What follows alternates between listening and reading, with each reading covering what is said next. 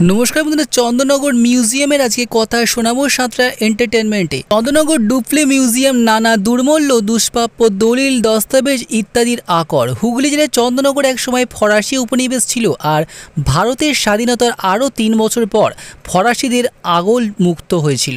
এখনও সেখানে রয়েছে ফরাসিদের বই, শিল্পকলা। তবে সেই চন্দননগরেই অবহেলায় পড়ে রয়েছে ফরাসিদের ঐতিহাসিক ডুপ্লে মিউজিয়াম। চন্দননগরে ফরাসিরা মোগল বাদশার কাছ থেকে 40,000 মাদ্রার বিনিময়ে 1688 খ্রিস্টাব্দে কুটি স্থাপন করেন। পরে গঙ্গা নদীর পশ্চিম তীরে মনোরম প্রাসাদের ফরাসি উদ্যানবাটি তৈরি করা হয়।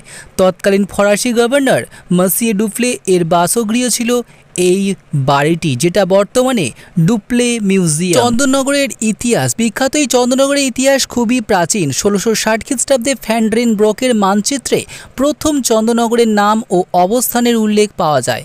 1706 খ্রিস্টাব্দে হ্যামিল্টন সাহেব এই জনপদকে চরনগর বলে উল্লেখ করেন। এমনকি বাংলার শেষ স্বাধীন নবাব সিরাজউদ্দৌলার আমলে চন্দননগরের উল্লেখ রয়েছে। সেই সময় এই জায়গার নাম ছিল ফরাসি ডাঙ্গা। চন্দননগর ছিল ভারতের স্বাধীনতা সংগ্রামের অন্যতম এক কেন্দ্রবিন্দু। চন্দননগরে জন্মগ্রহণ করেছেন বিপ্লবী কানাইলালের মতন স্বাধীনতা সংগ্রামীরা। স্বাধীনতা সংগ্রামের নানান ইতিহাস সংরক্ষিত রয়েছে এই মিউজিয়ামটিতে।